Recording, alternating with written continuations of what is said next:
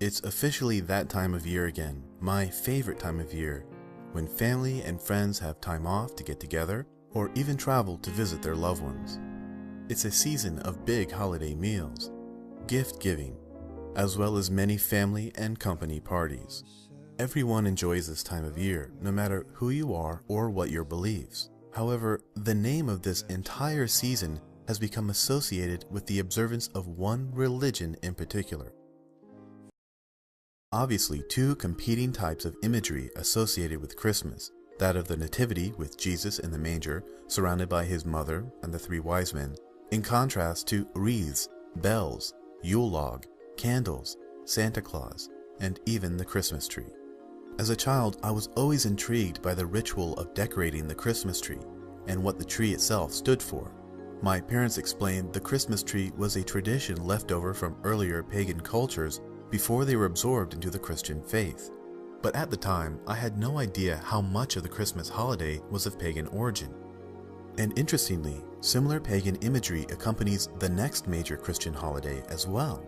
Easter, which is celebrated in remembrance of Jesus Christ's death and resurrection, encourages children to go on the hunt for Easter eggs that are supposedly hidden by the Easter bunny. Eggs and rabbits are ancient symbols associated with the pagan understanding of fertility, which celebrates the Earth's rejuvenation during the spring equinox. The term equinox refers to the time of year when day and night are equal in length. Equinox means equal night. As the Earth's equator enters the same plane as the center of the sun, days in the northern hemisphere become longer, providing abundant sunlight for vegetation to grow and in turn for animals to find and store energy, thus making it the optimal time of year to reproduce.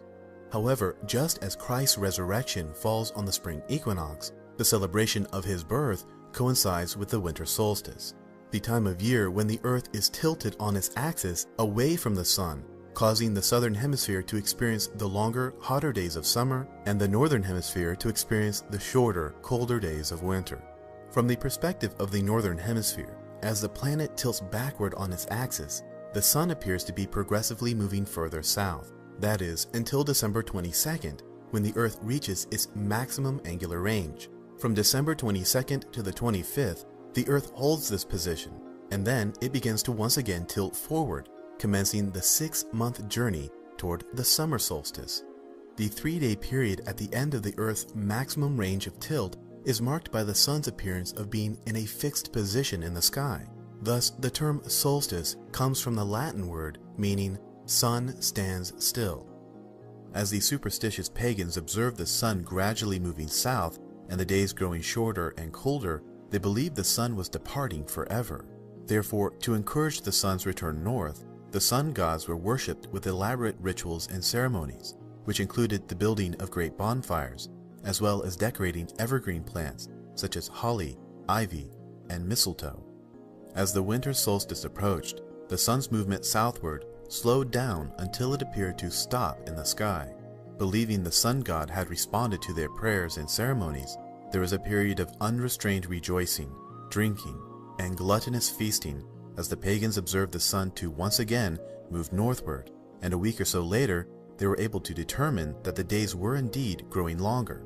Thus, a new year had begun. During the early 4th century CE, the Roman Emperor Constantine adopted the Christian religion. Constantine was a brilliant military strategist that expanded his empire across the Mediterranean, establishing the new imperial residence of Constantinople in what today is Istanbul, Turkey. As the emperor seized territory throughout the region, he had the foresight to recognize the Christian religion could be used as a tool to unite an empire spread across many different nations that contained subjects adhering to a variety of customs and beliefs.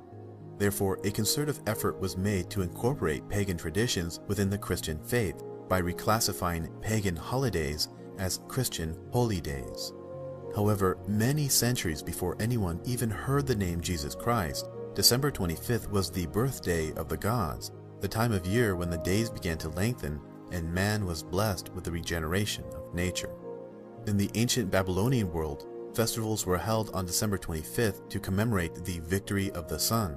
December 25th was also an important day for the worshippers of Mithras, originally the Persian god of light, whose cult became popular throughout the Roman world in the 1st century BC. Therefore, being the last day of the winter solstice, December 25th was celebrated as the birthday of the newly risen sun, bringing hope and redemption from the evil spirits that filled the long, cold winter nights. And it is for this reason many mythological sun gods are depicted as having halos or sun rays surrounding their heads.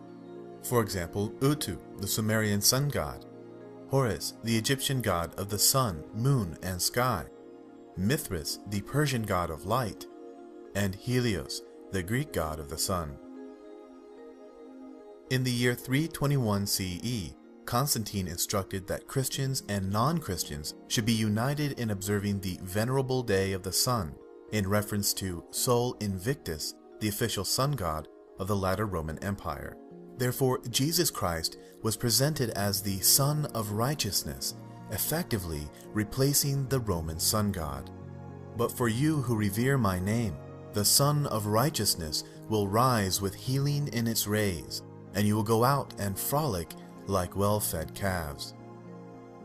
Even in the ancient Roman Empire, the celebration of the winter solstice can be traced back to the Roman festival Saturnalia, which honored Saturn, the god of harvest.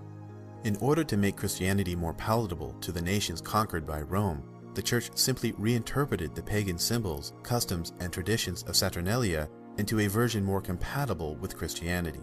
In fact, December 25th was officially recognized as the true date of the Nativity by Pope Julius I, who claimed to have found the date in a census document that was brought to Rome by Titus in the 1st century CE.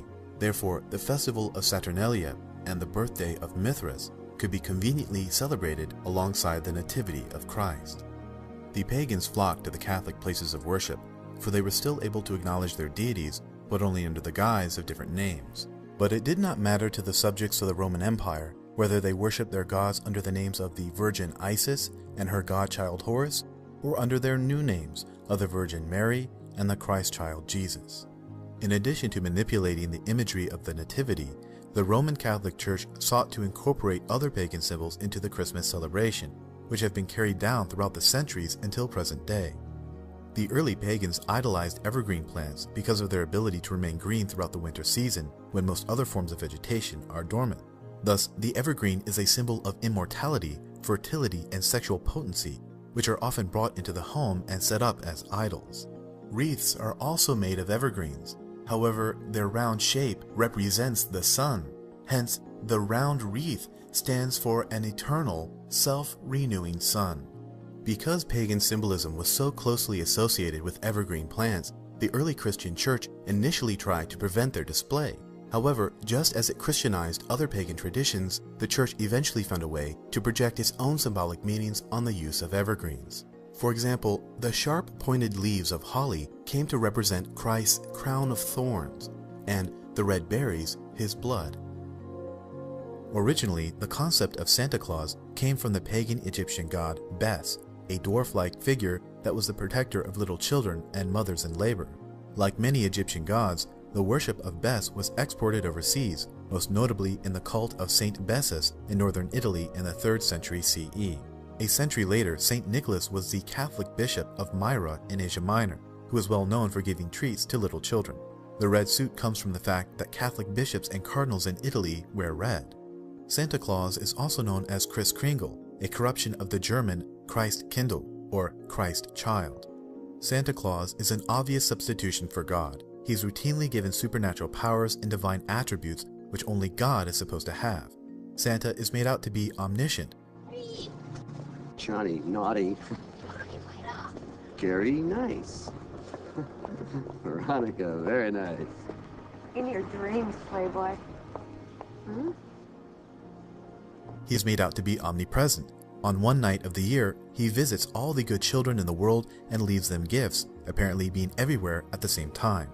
The association of Santa Claus with snow, reindeer, and the North Pole suggests Scandinavian or Norse tradition of the Yuletide season. However, Dutch settlers are responsible for bringing the custom to America, where the mythology has continued to flourish until this day.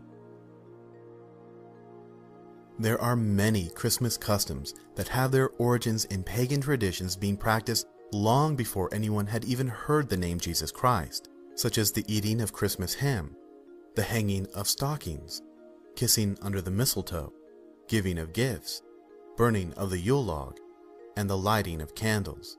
Therefore, Christmas Day and the imagery that surrounds it are nothing more than the poorly disguised pagan festival of Saturnalia, celebrating the winter solstice. The relabeling of customs and traditions in the effort to assimilate new nations within an empire was a common military tactic. In the ancient world, warfare did not merely stop at the battlefield, but continued to rage on for the control of the beliefs and customs of the conquered peoples as well. As the Holy Roman Empire sought domination over the peoples of Europe, they stole the celebrations of major solar events and relabeled them as Christian holy days, which is perfectly exemplified in the celebration of Easter Sunday. According to Christian belief, Jesus was crucified on Good Friday and resurrected on Easter Sunday. However, Christians fail to celebrate this event on the same day every year, as Easter varies between March 22nd and April 25th. But if Christ died on one particular day and then rose from the dead 2 days later, why should this event be celebrated on different dates every year? It is painfully obvious that Christians have stolen this day from the pagans who were celebrating the spring equinox. Furthermore, even the term Christians use to acknowledge this festival is of pagan origin. The word Easter is derived from the name of the month of April in the Germanic calendar, which in turn was named after Istra, the goddess of dawn in Anglo-Saxon paganism. However, this goddess was only the Germanic version of much older mythologies. The ancient Greeks believed spring was the result of the dawn goddess being released from her prison by the Titan Cronus, who was also known as Saturn in Roman mythology. In fact, the abduction of the dawn goddess and her liberation by a heroic god that slays the dragon responsible for imprisoning her is a common theme in the mythologies of the indigenous Europeans as well as the Rigveda, the ancient text of Hindu mythology. Therefore, it appears everything surrounding the Christian holy days, from their imagery to the very date itself, has been either stolen, manipulated, or fabricated by the early Christian church. Which brings into question what else the church might have manipulated or fabricated for political gain. To any Christians watching this video, it has not been my goal to put down your beliefs or to ruin your holiday season. However, I would like you to be mindful of the spiritual fraud your Christian ancestors perpetrated in the effort to eradicate and or assimilate the traditions of non-Christian peoples. The quote-unquote war on Christmas is not an attempt to denigrate your beliefs, but rather to bring greater awareness of the true holiday Christians are actually celebrating.